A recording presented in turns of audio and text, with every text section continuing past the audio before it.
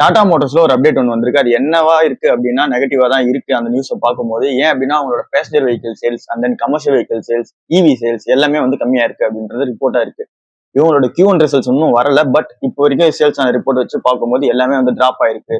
அதாவது quarter on quarter compare பண்ணி பார்த்தோம்னா டிராப் ஆயிருக்கு அப்படின்றது நியூஸ் ஆயிருக்கு. இப்ப டிமாண்ட்ன்றது ரொம்பவே குறைஞ்சிருக்கு. அதனால இவி சேல்ஸ் வந்து கண்டினியூ ஆகல. டாடா மோட்டர்ஸ்க்கு எந்த அளவுக்கு வந்து இருந்துச்சோ அப்படின்னு சொல்றாங்க. ஃபார் எக்ஸாம்பிள் 100 வண்டி விற்கிறாங்க அப்படின்னா இப்ப விற்கிறது ஒரு 80 வண்டி அப்படிதான் இருக்குன்னு வச்சுக்கலாம். ஸோ இந்த மாதிரி வந்து இவி சேல்ஸ் வந்து கம்மியா தான் இருக்கு அப்படின்னு சொல்றாங்க. And then passenger vehicle commercial vehicle எல்லாமே வந்து கம்மியா இருக்கு. ஸோ இதனால டாடா மோட்டர்ஸ் நெகட்டிவ் நியூஸா இருக்கும். அண்ட் தென் இதோட Q1 ரிசல்ட்ஸ் வந்தாலும் இது மாதிரி தான் இருக்கும். ஸோ இது வந்து டாடா மோட்டர்ஸ்க்கு நெகட்டிவ் ரிப்போர்ட் வந்து கிரியேட் பண்ணிருக்காங்க. அப்படியே நம்ம JSW ஸ்டீலுக்கு எடுத்தாலுமே சேம் ரிப்போர்ட்டா தான் இருக்கு. நம்ம நேத்து டாடா ஸ்டீல்ல பார்த்த மாதிரி தான் இங்க JSW ஸ்டீல்லயும் வந்து நடந்திருக்கு. இவங்களுமே பிளான் பண்ணி மெயின்டெனன்ஸ்க்காக பிளான்ட் வந்து ஷட் டவுன் பண்ணியிருந்தாங்க. ஸோ இந்த ஒரு ஷட் டவுன்னால 5% இவங்களோட ப்ரொடக்ஷன் வந்து கம்மியா இருக்கு அப்படின்னு சொல்லி நியூஸா பார்க்க முடியுது. டாடா ஸ்டீலுமே சேம் அதே தான். அவங்களோட ப்ரொடக்ஷனுமே வந்து கம்மியா இருக்கு. ஸோ இதனால அவங்க விற்கிற அந்த மில்லியன் ஆஃப் டன்ஸ் அதுல வந்து பெர்சன்டேஜ் வைஸ் குறைஞ்சிருக்கு. அங்க வந்து டாடா ஸ்டீலுக்கு இருக்கிறது 5.5 மில்லியன் அந்த சம்திங்ல வந்து இருந்துச்சு. இங்க 7 மில்லியன்ல வந்து இருக்கு. ஸோ இது வந்து இன்னும் மியூட்டடா தான் இருக்கு. இது வந்து இன்னும் ப்ரொடக்ஷன் வந்து அந்த அளவுக்கு இல்லாதனால இப்போ கொஞ்சம் டவுனா இருக்கு இந்த குவார்டர் அப்படின்னு சொல்றேன். ஸோ இப்போ இந்த 3 கம்பெனி நியூஸ் எதுக்கு பார்த்தோம் அப்படின்னா இது எல்லாமே இந்த Q1 இப்போ வரப்போறதை வச்சு இதெல்லாம் வந்து இம்பாக்ட் ஆக போகுது அப்படின்னு சொல்லி ஒரு ஆர்டிகல்ல பார்த்தேன். அது மாதிரி உங்களோட ரிசல்ட்ஸ் வந்து இருக்கு அப்படின்னு சொல்றாங்க. அப்படி எஃபெக்ட் ஆகி விழுந்துச்சு அப்படின்னா டாடா மோட்டர்ஸும் நல்ல ஒரு ஆப்ஷனா இருக்கும் நம்ம உள்ள போறதுக்கு. அப்படியே நம்ம சேமா எடுத்து பார்த்தோம்னா நிறைய கம்பெனிஸ் வந்து லிஸ்ட் அவுட் பண்ணிக்கிட்டே வராங்க. அதுல வந்து யூனியன் பேங்க் ஆஃப் இந்தியாவே வந்து லிஸ்ட் அவுட் பண்றாங்க. ஏன் அப்படின்னா இவங்களோட ரிசல்ட்ஸ் நல்லா இருக்கு. பட் வந்து அவங்க ஃபோக்கஸ் பண்ற செக்மெண்ட்ஸ் வந்து சரியில்லை அப்படின்னு சொல்றாங்க. எங்க ஃபோக்கஸ் பண்றாங்க என்ன இதெல்லாம் ஃபர்தரா டிஸ்கஸ் பண்ணலாம். பட் ஆனா இந்த கம்பெனி நல்ல ரிசல்ட்ஸ் தான் கொடுத்துருக்கு. வேதாந்தா ஷேர் வந்து 8% விழுந்திருக்கு. இதுக்கான ரீசன் என்ன அப்படின்றத நம்ம வந்து லிஸ்ட் அவுட் பண்ணலாம். ஸோ இதுக்கு வந்து ஒரு டீடைல்டு ஸ்டடி ரிப்போர்ட்டா ஒன்று வந்து வந்திருக்கு. எந்த கம்பெனி கிட்ட இருந்து அப்படின்னா வைஸ்ராய் ரிசர்ச் கிட்ட இருந்து வந்திருக்கு. ஸோ இதுல என்ன சொல்றாங்க அப்படின்னா இந்த வேதாந்தான்றது ஒரு ஷார்ட் செல்லரா இருக்காங்க அப்படின்னு சொல்லி அவங்களே கோட் அவுட் பண்றாங்க. அண்ட் தென் நிறைய வந்து கோட் அவுட் பண்ணிட்டு ஆனா ஃபுல் ஃபோக்கஸா என்ன சொல்றாங்க அப்படின்னா இது ஒரு பான்சி ஸ்கீம் மாதிரியான செயல் வந்து செயல்பட்டு இருக்காங்க இந்த வேதாந்தா கம்பெனி அப்படின்னு சொல்றாங்க. இதுல வேதாந்தாவோட பேரண்ட் கம்பெனியும் வந்து மென்ஷன் பண்றாங்க. இந்த வேதாந்தா ரிசோர்ஸ் லிமிடெடுமே வந்து மென்ஷன் பண்றாங்க. ஸோ இதுல அவங்க ஓவராலா சொன்ன வரது என்னவா இருக்கு அப்படின்னா ஃபர்ஸ்ட் வந்து ஷார்ட் செல் வந்து பண்றாங்க அப்படின்றதான் சொல்றாங்க. ஸோ இதுல வந்து பான்சி ஸ்கீம்ன்றதையும் மென்ஷன் பண்றாங்க. ஸோ இது என்ன அப்படின்னா பான்சி ஸ்கீம்னா என்ன அப்படின்னா இந்த MLM வந்து நம்ம இந்த வினோத் சார் படத்துல வந்து பார்த்திருப்போம். இந்த 10,000 ரூபாய் கொடுத்து நீங்க இந்த பொருள் வாங்க உங்களுக்கு கீழே சேர்றவங்க எல்லாருக்கும் 10,000 ரூபாய் கட்டிட்டே வந்தாங்க அப்படின்னா அதுல உங்களுக்கு ஒரு மார்ஜின் வந்து கிடைக்கும் அப்படின்னு சொல்லுவாங்க. அது எந்த அளவுக்கு ஸ்கேம்ன்றது நமக்கு தெரியும். சேம் தான் வந்து இங்கே ஆக்ட் ஆகுது. ஸோ ஃபர்ஸ்ட்ல இன்வெஸ்ட்மெண்ட் பண்ணி வச்சிருந்தவங்களுக்கு காசு அதுக்கப்புறம் வர இன்வெஸ்ட்ல காசு கிடைக்கும்னு சொல்லி ஏமாத்துறாங்க அப்படின்ற மாதிரி இந்த பான்சி ஸ்கீம் சொல்லிட்டு மென்ஷன் பண்றாங்க. இது ஏன் அவங்க டீடைல் அவுட் பண்றாங்க அப்படின்னா கடனை திருப்பி கட்டாம அவங்க காசு வந்து லூட் அவுட் பண்ணிட்டு வெளியே போயிடுறாங்க அப்படின்னு சொல்றாங்க. ஏன்னா கடன் அதிகமா இருக்கு வேதாந்தா கிட்ட அதை கட்டாம வெளியேற்று போறாங்க. அது வெளியேற்று போய் இனிமேல் பான்சி ஸ்கீம் மாதிரி செயல்பட்டு இருக்காங்க அப்படின்னு சொல்லி ஃபர்ஸ்டா சொல்றாங்க. அண்ட் தென் ஷார்ட் செல்லும் பண்றாங்கன்னு சொல்றாங்க. செகண்ட் வந்து இன்ஃபிளேட்டட் ப்ராஃபிட்ஸா வைக்கிறாங்க. கேபிட்டல் எக்ஸ்பென்ஸ் எல்லாம் வந்து கம்மி பண்றாங்க அப்படின்னு சொல்றாங்க. அதாவது இது எல்லாமே நடக்கிறது வந்து ஒரிஜினலா நடக்கிறது. கேபிட்டல் வந்து அதிகமா தேவைப்படுது. ப்ராஃபிட்ஸ் வந்து கம்மியா தான் வருது. ஏன்னா ப்ராஃபிட்ஸ்ன்றது இந்த எக்ஸ்பென்ஸ் எல்லாம் போக கடன் எல்லாம் போக வந்து கொடுக்கணும். ஸோ அப்படி பார்க்கும்போது எல்லாமே கம்மியா தான் வருது. ஆனா இவங்க நியூஸ் ரிப்போர்ட்ஸ் அந்த இன்வெஸ்டர்ஸ் எப்படி ஏமாத்துறாங்க அப்படின்னா இவங்க வந்து இதை இன்ஃபிளேட்டட் ப்ராஃபிட்ஸ் வைக்கிறாங்க. அதாவது அதிக லெவல்ல ப்ராஃபிட்ஸ் பண்றோம் அப்படின்னு சொல்லி காமிக்கிறாங்க. இது வந்து ஒரு ஃபேக்கான ஒரு விஷயமா இருக்கு. இது வந்து இன்வெஸ்டர்ஸ் மத்தியில போய் ஃபேக்கான இன்ஃபர்மேஷன் சேர்க்கறாங்க அப்படின்னு சொல்லி இதையும் மென்ஷன் பண்றாங்க. அண்ட் தென் தேர்ட் ரீசன் அந்த ரிசர்ச் ரிப்போர்ட்ல என்ன சொல்றாங்க அப்படின்னா இந்த கம்பெனில ரொம்பவே டெப்ட் இருக்கு. பட் ஆனா அவங்க டெப்ட்டை வந்து ரீபே பண்ணாம இந்த கேஷ் எல்லாமே டிவிடெண்ட்ஸா கொடுக்குறாங்க. அண்ட் தென் அதர் விஷயத்துல செலவு பண்றாங்க. இது எல்லாமே வந்து இந்த கம்பெனி பிளஸான மூவா இல்ல அப்படின்னு சொல்லி அவங்க மென்ஷன் பண்றாங்க. ஸோ இந்த டீடைல்டு ரிப்போர்ட்டா வந்து வந்திருக்கு. இதுல இந்த 3 தான் மெயின் ஹைலைட்ஸா இருக்கு. ஸோ இந்த ஒரு ரிப்போர்ட் பார்த்துட்டு தான் 8% வந்து நேற்று இந்த ஷேர் வந்து விழுந்திருக்கு. ஸோ போக போக இது அப்படியே கண்டினியூ ஆகும். பட் வேதாந்தா சைட்ல இருந்து என்ன சொல்றாங்க அப்படின்னா இது ஒரு ஃபேக் அலிகேஷன் அப்படின்னு சொல்றாங்க. பேஸ்மெண்டே இல்லாத ஒரு அலிகேஷன் அப்படின்னு சொல்லிட்டு வைக்கிறாங்க. ஸோ இந்த மாதிரிலாம் எங்க கம்பெனி எதுவும் பண்ணல, நாங்க கரெக்டா தான் ரிப்போர்ட் கொடுத்துட்டு இவங்க சைட்ல இருந்து அலிகேஷன் வைக்கிறாங்க. அந்த ரிப்போர்ட்ல ஒரு விஷயத்த மென்ஷன் பண்ணியிருந்ததையும் இவங்க நோட் அவுட் பண்றாங்க. இது வந்து ஒரு எஜுகேஷனல் பர்பஸ்க்கான ஒரு இன்சைட் தான் இந்த கம்பெனி உள்ள போகாம இருக்கு அப்படின்னு சொல்லி அந்த ரிப்போர்ட்ல இருந்துச்சு. ஸோ அதை போடாம இருந்தாங்க அப்படின்னா வேதாந்தா அவங்க எக்ஸ்ட்ரா கேஸ் கொடுத்துருக்கலாம். ஸோ அது போட்டிருக்கவே இவங்க சேஃபர் பெட்டா விளையாடுறாங்க. ஸோ பாத்துக்கோங்க இது வந்து ஃபேக்கான அலிகேஷன் தான் சொல்லிட்டு இந்த கம்பெனி சொல்றாங்க. பட் உண்மையா நம்ம பார்த்தோம் அப்படின்னா இந்த கம்பெனிக்கு டெப்ட் இருக்கிறது அதிகம் தான். ஆனா அந்த டெப்ட்டை வந்து அவங்க ரீபே பண்றாங்கன்னு சொல்லி நம்ம ரிசர்ச் பண்ணி பார்த்தா தான் தெரியும். பட் ஆனா அந்த டெப்ட்டை ரீபே பண்ணாம இன்ஃபிளேட்டட் ப்ராஃபிட்ஸா காமிக்கிறது அது இன்னும் உண்மையா தான் இருக்கு. ஸோ அவங்க ப்ராஃபிட்ஸ் அதிகமாக தான் காமிச்சிட்டு இருக்காங்க. இப்போ டெப்ட்லாம் கட்டல அப்படின்றது தான் உண்மை. நம்ம முன்னாடி யூனியன் பேங்க் ஷேர் பத்தி பார்த்திருப்போம். அது வந்து இப்போ ப்ரெஷர்ல இருக்கு அப்படின்னு சொல்லிட்டு. பட் ஆனா நல்ல ரிசல்ட்ஸ் சொல்லியிருப்போம். உண்மையாவே அவங்க ரிசல்ட்ஸ் நல்லா தான் இருக்கு. அவங்க அட்வான்சஸ் ஏறி இருக்கு, டெபாசிட்ஸ் இருக்கு, காசா ரேஷியோ இருக்கு, எல்லாமே வந்து அப்ல தான் இருக்கு. பட் ஏன் அந்த ஷேர் விழுந்திருக்கு அப்படின்னா அவங்க கொடுக்குற லோன் செக்மெண்ட் ஃபுல்லா ரீட்டைல் MSMEக்கு தான் வந்து ஃபோக்கஸ் பண்ணி கொடுக்குறாங்க. இதுல அக்ரிகல்ச்சர் செக்மெண்ட்டுக்கு இன்னும் அதிகமாகவே கொடுக்குறாங்க, MSME செக்மெண்ட்டுக்கு அதிகமாகவே கொடுக்குறாங்க. ஏன் இந்த பேங்க் வந்து அதிகமாக கொடுக்கணும் அப்படின்னா இது என்ன கவர்மெண்ட் பேங்க். ஸோ கவர்மெண்ட் வந்து அதிகமாக லெண்டிங் கொடுத்தது ஆகணும். MSME ரீட்டைலுக்கு அவங்கலாம் பார்ட்டிசிபேஷன் இந்தியன் எக்கனாமிக்கு பண்ணாதான் இந்தியன் எக்கனாமி பூஸ்ட் ஆகும்னு சொல்லி தெரியும். ஸோ அந்த பார்ட்டிசிபேஷன் வந்து பிடிக்கல இன்வெஸ்டர் சென்டிமெண்ட்டுக்கு. ஸோ அதனால வெளியே எடுத்துட்டு போயிருக்காங்க அப்படின்னு சொல்லி நியூஸஸ் பார்க்க முடியுது. அண்ட் தென் யூனியன் பேங்க்குமே ஒரு 6000 கோடி வந்து ரைஸ் பண்ண போறாங்க, ஈக்விட்டி பிளஸ் பாண்ட்ஸ் ரெண்டுமே சேர்ந்து. ஸோ இதுல வந்து 3000 கோடி வந்து இந்த QIP, FPO, ரைட்ஸ் இஷ்யூ இதுல போட்டு ரைஸ் பண்ண போறாங்க. 2000 கோடி AT1 பாண்ட் மூலமா, 1000 கோடி Tier 2 பாண்ட் மூலமா வந்து ரைஸ் பண்ண போறாங்க இந்த union bank of India. But இது வந்து ஒரு கவர்மெண்ட் பேங்க், எனவே நான் அந்த சைடு போறது கிடையாது. நீங்களும் என்ன இதுன்னு பார்த்து டிசைட் பண்ணுங்க. பட் ரிசல்ட் வைஸ் நல்லா தான் இருக்கு. நீங்க புக் வழி இதெல்லாம் பார்த்து டிசைட் பண்றது தான் டிசைன் பண்ணிக்கங்க. அசோக் லேலண்ட்ல 1:1 போனஸ் வந்து வரப்போகுது. இதுக்கான ரெக்கார்ட் டேட் வந்து 16 வச்சிருக்காங்க. 17ஆம் தேதி அன்னைக்கு அலாட்மெண்ட், 18ஆம் தேதியே ட்ரேடிங் ஆக ஆரம்பிச்சிடும் சொல்றாங்க. ஸோ ரொம்பவே ஃபாஸ்டான கார்பரேட் ஆக்ஷனா இருக்கு. ஸோ இந்த 16ஆம் தேதி வந்து அவங்க ரெக்கார்ட் டேட்டா வச்சிருக்காங்க அப்படின்னா நம்ம வந்து 14ஆம் தேதி அந்த ஷேர்ஸ் வாங்கியிருந்தா தான் 15ஆம் தேதி நம்ம கையில வந்து அந்த ஷேர் இருக்கும். அதாவது நம்ம கிட்ட அபிஷியலா வந்து இருக்கும். நம்மளுக்கு அன்னைக்கு தான் வந்து அலாட்மெண்ட் ஆகும். அப்படி அந்த 15ஆம் தேதி ஆச்சு அப்படின்னா 16ஆம் தேதிக்கு நம்மளோட அலாட்மெண்ட் இந்த போனஸ் வந்து கிடைக்கும். பட் இங்க இருக்க விஷயம் என்ன அப்படின்னா, இப்போ இந்த ஷேரை வாங்கி இந்த போனஸ் பர்பஸ்க்காக வாங்கினோம்னா அது ரொம்ப யூஸ்லெஸ்ஸான ஒரு விஷயமா தான் இருக்கும். டிவிடெண்டும் ஒரு 4 ரூபா கொடுத்துருக்காங்க, அதை யூஸ் பண்ணிக்கலாம். பட் இந்த போனஸ்க்காக வாங்குறதுன்றது ஒரு நான் யூஸ்லெஸ்ஸா தான் இருக்கும். ஏன் அப்படின்னா இங்க லிக்விடிட்டியை வந்து இன்க்ரீஸ் பண்றாங்களே தவிர இங்க வந்து ஷேர் பிரைஸ் வந்து எந்த ஒரு அஃபெக்ட் ஆகாது.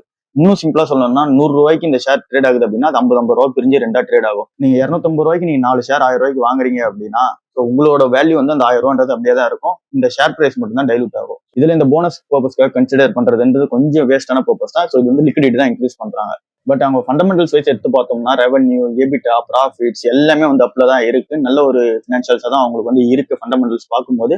பட் PE வந்து 20 இருக்கு. ஸோ இவங்களோட காம்படிட்டர்ஸ் எல்லாமே 30, 25 அந்த ரேஞ்சில் இருக்காங்க. டாடா மோட்டர்ஸ் வந்து 10 இருக்கு. ஸோ இதோட பெட்டர் வழியா எனக்கு டாடா மோட்டர்ஸ் இருக்கு. உங்களுக்கு இந்த கம்பெனி இருந்துச்சு அப்படின்னா நீங்க யூஸ் பண்ணிக்கோங்க. மீஷா மால் மதுரைக்குலாம் வந்து வர போறாங்க. இந்த Tier 2 சிட்டிஸ் வந்து என்டர் ஆக போறோம்னு சொல்லி சொல்றாங்க. இந்த மதுரை, சூரத், பூனே இந்த மாதிரி ஒரு ஊர்ல எது இதெல்லாம் வந்து Tier 2 சிட்டிஸா இருக்கும் அங்கெல்லாம் வந்து எக்ஸ்பேண்ட் பண்ண போறோம்னு சொல்லியிருக்காங்க. ஸோ இந்த மீஷா மால்ஸ் யார் கூட சேர்ந்து எக்ஸ்பேண்ட் பண்ண போறாங்கன்றதான் மேட்டர். ஸோ இதுல வந்து டாடா கன்சியூமர்ஸும் கென்வியூ இந்தியாவும் வந்திருக்காங்க. இந்த கென்வியூ இந்தியானா யாரு அப்படின்னா இந்த ஜான்சன் அண்ட் ஜான்சன்ஸ் பேபி அந்த ப்ராடக்ட்ஸ் இருக்கிறது, ஸ்டே ஃப்ரீ சானிடரி பேட்ஸ் இது எல்லாமே நமக்கு தெரியும். ஸோ இந்த கென்வியூ ப்ராடக்ட்ஸ் நீங்க லிஸ்ட் அவுட் பண்ணி பார்த்தீங்கன்னா தெரியும் என்ன மாதிரியான ப்ராடக்ட்ஸ் உங்ககிட்ட இருக்குன்னு சொல்லிட்டு. இந்த stay free, Johnson and babies நம்ம இப்போ சொன்ன மாதிரி தான். இந்த மாதிரி நிறைய ப்ராடக்ட்ஸ் இவங்க கிட்டே இருக்கு. ஸோ இவங்க கூட ஜாயிண்ட் வெஞ்சர் பண்ணி இந்த மீஷா மால் வந்து லான்ச் பண்ண போறோம் அப்படின்னு சொல்லியிருக்காங்க. ஸோ இது ஃபுல்லாவே Tier 2 சிட்டிஸ் ஃபோக்கஸ் பண்ணி இருக்க போகுது அப்படின்னு சொல்றாங்க. ஏன் இந்த கம்பெனிஸ் கூட எல்லாம் நாங்க வந்து ஜாயிண்ட் வெஞ்சர் வச்சிருக்கோம் அப்படின்னா எங்களுக்கு இது டிஜிட்டல் பிரசன்ஸா நல்ல ஒரு கம்பெனியா இருக்கும். ஸோ அவங்க கூட நாங்கள் ஜாயிண்ட் வெஞ்சர் வச்சு வந்தோம் அப்படின்னா நல்ல ஒரு சேலா வந்து இருக்கும் எங்களுக்கு அப்படின்னு சொல்லி மீஷா மால் வந்து சொல்றாங்க. அண்ட் தென் இவங்களுமே IPO போட போறதா சொல்லி நியூஸ் வந்துச்சு. ஒரு 1 வீக் முன்னாடி எல்லாம் 4800 கோடி கிட்ட வந்து IPO ரைஸ் பண்ண போறாங்கன்னு சொல்லியிருந்தாங்க. ஸோ இது எல்லாமே இந்த ஒரு பிளான்காக தான். இந்த எக்ஸ்பென்ஷன்ஸ் வந்து அதிகமா பண்ணிட்டு போறாங்க. ஸோ இதுக்கான பிளான்காக தான் IPO வந்து வரப்போறோம் அப்படின்னு சொல்லியிருந்தாங்க. ஸோ வரட்டும். ஸோ இந்த மீஷா மால்லாம் ஓப்பன் ஆகட்டும், அந்த IPO வரட்டும், அதுக்கப்புறம் பார்த்துட்டு என்ன எதுன்னு டிசைட் பண்ணிக்கலாம். இப்போ வரைக்கும் அவங்க ஆன்லைன் பிரசன்ஸ்ல நல்ல ஒரு வேல்யூ தான் கொடுத்துட்டு இருக்காங்க கஸ்டமர் வைஸ். பட் அந்த கம்பெனி ப்ராஃபிட் பண்ணதா இல்லையா அந்த ஃபினான்ஷியல் வந்தா தான் தெரியும். டாடா டெக்னாலஜிஸ் எமர்சன்ன்ற கம்பெனி கூட சேர்ந்து ஜாயிண்ட் வெஞ்சர் பண்ணி ஒர்க் பண்ண போறாங்க அப்படின்னு சொல்லி நியூஸ் வந்திருக்கு.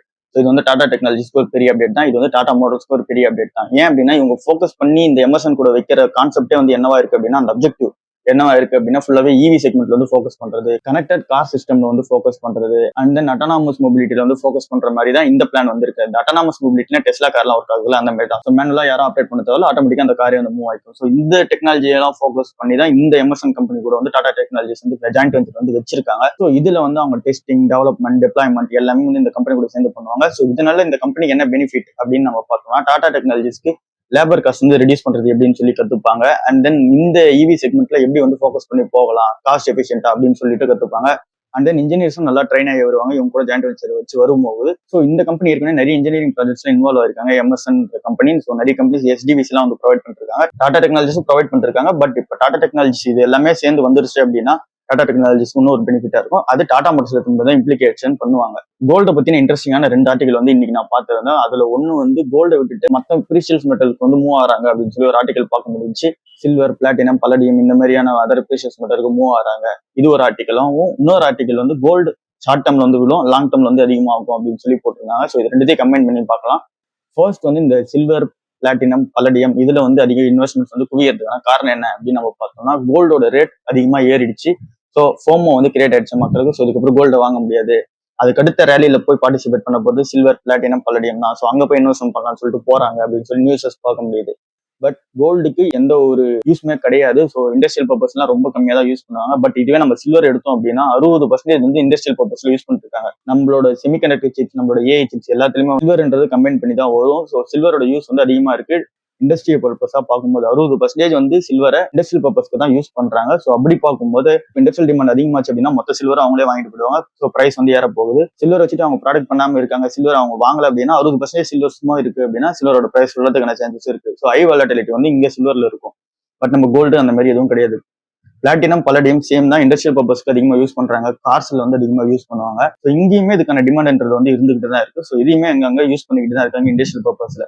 பட் கோல்டு அந்த அளவுக்கு யூஸ் பண்ண மாட்டாங்க கம்பேரிட்டிவா பார்க்கும்போது. ஸோ இந்த மாதிரி கோல்டு வந்து அதிகமா இந்த 3 மாசத்துல ஏறிச்சு, 3 வருஷத்துல ஏறிச்சு அப்படின்றதுக்காக ஃபோமோ கிரியேட் ஆகி இதெல்லாம் இன்வெஸ்ட்மெண்ட் பண்ணாம இருக்கிறதே நல்லது. ஸோ கோல்டு ETF கோல்டு இந்த மாதிரியே நம்ம வந்து போய்க்கலாம். ஏன்னா அதான் சேஃபர் பெட்டா இருக்கும், அதான் ஸ்டெடியாவும் இருக்கும். இதெல்லாம் வாலட்டிலேஷன் அதிகமா இருக்கும். நம்ம கிராஃப் ஷீட் பார்த்தாலே நமக்கு தெரியும். அண்ட் தென் அந்த இன்னொரு ஆர்டிகல் கோட் அவுட் பண்றது இதுதான். ஸோ எல்லாருமே வந்து கோல்டு ஷார்ட் டேர்ம்ல விழும் அப்படின்னு சொல்லி அதுல கோட் அவுட் பண்ணிருந்தாங்க. ஒரு அனலிஸ்டுமே வந்து போட்டிருந்தாங்க. அதுல நிறைய அனலிஸ்ட் நேம் வந்து இருந்துச்சு. ஷார்ட் டேர்ம்ல வந்து விழும், அண்ட் தென் கோல்டோட டிமாண்ட் வந்து கொஞ்சம் மியூட்டடா இருக்கும் அப்படின்னு சொல்லி தான் நிறைய லிஸ்ட் அவுட் பண்றாங்க. பட் ஆனா லாங் டேர்ம் ட்ரெண்டா பார்க்கும்போது இந்த மாதிரியான குளோபல் கிரைசிஸ், இந்த ஜியோ பொலிட்டிகல் டென்ஷன்ஸ் எல்லாமே இருந்தாலும் கோல்டோட பிரைஸ் வந்து ஏறும் அப்படின்னு சொல்லியிருக்காங்க. ஸோ ஆப்வியஸ்லி எல்லாருக்குமே தெரியும் கோல்டோட பிரைஸ் வந்து ஏறதான் போகுது அப்படின்னு சொல்லிட்டு. நிஃப்டி, S&P 500 இந்த மாதிரி நீங்க எந்த இண்டெக்ஸ் எடுத்தாலுமே பீட் பண்ணிட்டு தான் போயிட்டு இருக்கு கோல்டோட பிரைஸ். அதை தான் நானும் கோட் அவுட் பண்றது. கோல்டோட பிரைஸ் வந்து பீட் பண்ணிட்டு தான் போயிட்டு இருக்கும். ஸோ நம்ம கோல்டை வாங்குறதுக்கான டைம் தான் இருக்கு. ஸோ நம்மளால 1 கிராம் கோல்டு வாங்க முடியல அப்படின்னா கூட டிஜிட்டல் கோல்டு ETFன்னு சொல்லிட்டு நிறைய ஆப்ஷன் இருக்கு, அதெல்லாம் வாங்கிட்டு போயிடலாம். Quick commerce, Zomato, Swiggy, Blinkit, Amazon, Flipkart, JioMart, BigBasket இந்த மாதிரி இருக்க எல்லா நிறுவனத்துக்குமே FSSAI வந்து ஒரு நோட்டீஸ் ஒன்று கொடுத்துருக்காங்க. அதாவது அனௌன்ஸ்மெண்ட் வார்னிங்கே வந்து சொல்லியிருக்காங்க. FSSAI லைசன்ஸ்ல இருக்க மாதிரி விஷயத்தெல்லாம் நீங்க ப்ராப்பரா யூஸ் பண்ணல, உங்களோட ஹைஜின் வந்து ரொம்பவே நல்லா இல்லை அப்படின்னு சொல்லி நிறைய வந்து சொல்லியிருக்காங்க. நிறைய விஷயத்த வந்து கோட் அவுட் பண்ணிருக்காங்க. ஸோ இது பெருசா எந்த நியூஸ்லயும் பேசப்படல. ஸோ அது என்ன ஏதுன்னா வந்து டிஸ்கஸ் பண்ணலாம். ஃபர்ஸ்ட் வந்து ஒரு வார்னிங் ஒன்று கொடுத்துருக்காங்க. ஸோ இந்த மாதிரி விஷயத்தெல்லாம் நீங்க ஃபாலோ பண்ணல அப்படின்னு சொல்லிட்டு மொத்தம் எத்தனை நிறுவனத்துக்குன்னு பார்த்தோம்னா 70 நிறுவனம் வந்து இருக்கு. இல்ல ஜெப்டோ, ஸ்விக்கி, இன்ஸ்டாமார்ட், பிளிங்கிட், நீங்க என்ன மேஜரான platform Amazon, Flipkart, BigBasket, JioMart எல்லா பெரிய நிறுவனத்துக்குமே வந்து கொடுத்துருக்காங்க. ஸோ FSSAI வார்னிங்ன்றது வந்திருக்கு. ஃபுட் சேஃப்டி வேலேஷனை வந்து நீங்க மீறீங்க, அதாவது ஃபுட்டை வந்து இப்படிதான் நீங்க வந்து பாதுகாக்கணும், இப்படிதான் வந்து நீங்க ஹேண்டில் பண்ணணும்னு இருக்கு, அதை மீறீங்க. அண்ட் தென் ஹைஜீனை வந்து நீங்க மீறீங்க, லேக் ஆஃப் ஹைஜீன் வந்து இருக்கு உங்ககிட்ட அப்படின்னு சொல்லி சொல்றாங்க. அண்ட் தென் ஃபுட் ஹேண்டில் பண்ற ஸ்டாஃப்ஸுக்கு வந்து நீங்க ட்ரைனிங் வந்து கொடுக்கல, அவங்க யாரும் ஃபுட்டை வந்து சரியா ஹேண்டில் பண்றது இல்லை. லைக் வந்து நம்ம அந்த க்ளோவ்ஸ் போட்டு ஹேண்டில் பண்றது இந்த மாதிரி விஷயத்தான். ஸோ இங்க வந்து பேக்கேஜ் ஃபுட்டா இருந்தா கூட அவங்க எல்லாருமே ஃபுட்டை ஹேண்டில் பண்ணும்போது அதுக்கான சேஃப்டி எக்யூப்மெண்ட்ஸோட தான் ஹேண்டில் பண்ணணும். ஃபார் எக்ஸாம்பிள் இந்த க்ளோவ்ஸ் போட்டு யூஸ் பண்றதா இருக்கட்டும், அந்த ஹேருக்கு வந்து ஒரு பேண்ட் போடுவாங்களா அதுவா இருக்கட்டும், இது எல்லாமே பேக்கேஜ் ஃபுட்ஸுமே அவங்க வந்து யூஸ் பண்ணி ஆகணும். ஸோ அது வந்து ரூல்ஸா வந்து இருக்கு FSSAI கிட்ட. அதெல்லாம் இவங்க மீறாங்க அப்படின்னு சொல்லி பார்க்க முடியும். அந்த நீங்க அதுல ஒரு விஷயமா நோட் அவுட் பண்றது என்ன அப்படின்னா, நீங்க வந்து ஒரு ப்ராடக்ட் டெலிவரி பண்ணும்போது அதுல FSSAI லைசன்ஸ்ன்றதை மென்ஷன் பண்ணி கொடுங்க, இன்வாய்ஸ்லயோ இல்ல மெமோலயோ நீங்க வந்து மென்ஷன் பண்ணி கொடுங்க அப்படின்னு சொல்லி சொல்றாங்க. அண்ட் தென் செகண்ட் வந்து உங்களோட எம்ப்ளாயிஸ் வந்து ட்ரைனிங் பண்ணுங்க. உங்க டிபார்ட்மெண்ட்ல யாரெல்லாம் ஃபுட் ஸ்டாஃப்ஸா இருக்காங்களோ அதுல யார் ஹேண்டில் பண்றாங்களோ அவங்களுக்கு எல்லாம் ட்ரைனிங் கொடுங்க, எப்படி வந்து ஒரு ஃபுட் ஹேண்டில் பண்ணணும் அப்படின்னு சொல்லிட்டு சொல்றாங்க. இது எல்லாமே FSSAI FO ST AC அப்படின்னு சொல்லிட்டு ஒரு விஷயம் இருக்கு. அதுக்குள்ள வந்து இவங்களே வந்து ஒரு சில ரெகுலேஷன்ஸ் வச்சிருப்பாங்க, ஒரு சில மெட்ரிக்ஸ் வந்து வச்சிருப்பாங்க. அதை அப்படிதான் நீங்க ஃபாலோ பண்ணணும்னு சொல்லிட்டு அதை படிச்சுட்டு நீங்க அதுக்கேற்ற மாதிரி ட்ரைனிங் வந்து கொடுங்க அப்படின்னு சொல்லி சொல்றாங்க. அண்ட் தென் போட்டோ எவிடன்ஸ் கண்டிப்பா வேணும் எங்களுக்கு அப்படின்னு சொல்லி சொல்றாங்க. உங்களோட வேர் ஹவுஸ் நீங்க எப்படி மெயின்டைன் பண்றீங்க, அங்கதான் வந்து அதிகமான ஹைஜீன் வந்து கிரியேட் ஆகுது, உங்களோட ஸ்டாக் கிளியரன்ஸ் எல்லாம் கரெக்டா நீங்க எடுத்துறீங்களா, உங்களோட எப்படி இருக்கு உங்களோட வேர் ஹவுஸ் அப்படின்னு சொல்லி எங்களுக்கு காமிங்க அப்படின்னு சொல்லி போட்டோ லைசன்ஸ் மஸ்ட் அப்படின்னு சொல்லி சொல்றாங்க. அண்ட் தென் எக்ஸ்பைரி டேட்ஸ் நீங்க கரெக்டா நோட்டீஸ் பண்றீங்களா, ஸோ எக்ஸ்பைரியான ப்ராடக்ட்லாம் வந்து போகுதா, ஏன்னா இன்னும் நிறைய கஸ்டமர்ஸ் வந்து போயிட்டு இருக்கு அப்படின்னு FSSAI வந்து லிஸ்ட் அவுட் பண்றாங்க. இந்த பிராண்ட்ஸ் எல்லாமே கொடுத்துருக்காங்க அப்படின்றதுனாலதான் இந்த பிராண்ட்ஸ் எல்லாம் கொடுத்துருக்காங்க. இந்த 70 பிராண்ட்ஸ்மே வந்து இந்த எக்ஸ்பைரியான ப்ராடக்ட்ஸ் வந்து கொடுத்துருப்பாங்க. ஸோ அதனாலதான் வந்து இதை வந்து லிஸ்ட் அவுட் பண்ணிருக்காங்க. ஸோ இது எல்லாமே சேர்ந்து தான் இந்த FSSAI வந்து வார்னிங்ன்றது கொடுத்துருக்காங்க. ஓவரால் இம்பாக்டா என்னவா இருக்கும் அப்படின்னா, இது பெருசா நியூஸஸ்ல வந்து வரல. பட் ஆனா இந்த ஸ்விக்கி, செப்டோ இவங்க எல்லாருமே வந்து பெரிய பிராண்டா இருக்காங்க. ஸோ அவங்களோட நேம் வந்து ரிட்டன்ஷன் ஆயிடும். இதுல இந்த டாட்டாவோட பிக் பாஸ்கெட்லாம் இருக்கு, அமேசான்லாம் இருக்கு. ஸோ இவங்க எல்லாரும் ஈஸியா அவங்களோட நேம் வந்து ரிட்டன்ஷன் பண்ணிப்பாங்க. ஏன்னா அவங்களோட ஃபுட் சேஃப்டி அவங்க இன்க்ரீஸ் பண்ணா கண்டிப்பா இன்க்ரீஸ் பண்ணிட்டு போயிடுவாங்க. ஸோ அந்த மாதிரி எல்லா நிறுவனமும் பண்ணிடுச்சு அப்படின்னா பெஸ்டா இருக்கும். ஸோ இதெல்லாம் தான் வந்து டிஸ்கஸ் பண்ணணும்னு சொல்லி ஆசைப்பட்டேன். ஸோ இதுதான் இன்னைக்கான நியூஸா இருக்கு. இது எல்லாமே நேற்று மார்க்கெட் அப்டேட், அந்த இன்னைக்கு மார்க்கெட் அப்டேட் எல்லாமே வந்து கம்பைன் ஆகி தான் இருக்கு. ஸோ நீங்க காலையில ஒரு நியூஸ் பேப்பர் படிக்கிறீங்க அப்படின்னா நேற்று நடந்தது தான் ஃபுல்லா படிப்பீங்க. அண்ட் தென் நைட்டா என்னென்ன ஆச்சு அப்படின்னு சொல்லி படிப்பீங்க. ஸோ அதுல இந்த பிசினஸ் நியூஸ்ல எதெல்லாம் டாப்பா இருக்கோ அதெல்லாம் தான் நான் வந்து டிஸ்கஸ் பண்றேன். ஸோ நான் இங்க ரெஃபர் பண்ற ஆர்டிகல் எல்லாமே மின்ட், எக்கனாமிக் டைம்ஸ், பிசினஸ் ஸ்டாண்டர்டா இருக்கும். இன்னைக்கு அதிகமான நியூஸ் வந்து financial express and then business லைன்ல இருந்து எடுத்து பேசியிருந்தேன். ஏன்னா அதுல இருக்க ஆர்டிகல் எனக்கு பெருசா இம்ப்ரெசிவா இல்லை. இந்த பிசினஸ் லைன்லயும் ஃபினான்ஷியல் எக்ஸ்பிரஸ்ல இருந்தது நல்லா இருந்துச்சு. ஸோ இந்த மாதிரி நீங்க என்னென்ன நியூஸ் பேப்பர்லாம் படிக்கிறீங்க எல்லாத்தோட ஆர்டிகலோட சமரியா இந்த வீடியோல வந்து இருக்கும். ஸோ ஜஸ்ட் நீங்க பாட்காஸ்ட் மாதிரி கேட்டு யூஸ் பண்ணிக்கலாம். ஸோ அவ்வளவுதான். ஸோ இன்னும் நிறைய பேர் சப்ஸ்கிரைப் பண்ண பார்த்துட்டு இருக்கீங்க, கண்டிப்பா சப்ஸ்கிரைப் பண்ணிட்டு பாருங்க. இன்னும் 1000 பேர் கிட்ட வந்துட்டோம். ஸோ அப்படியே கண்டினியூ ஆகட்டும். ஸோ சப்ஸ்கிரைப் பண்ணிட்டு பாருங்க. உங்களோட லவ் அண்ட் சப்போர்ட் கண்டினியூஸா தாங்க. உங்களோட ஃப்ரெண்ட்ஸ் அண்ட் ஃபேமிலிக்கும் ஷேர் பண்ணி விடுங்க, அவங்களும் லவ் அண்ட் சப்போர்ட் தரட்டும்.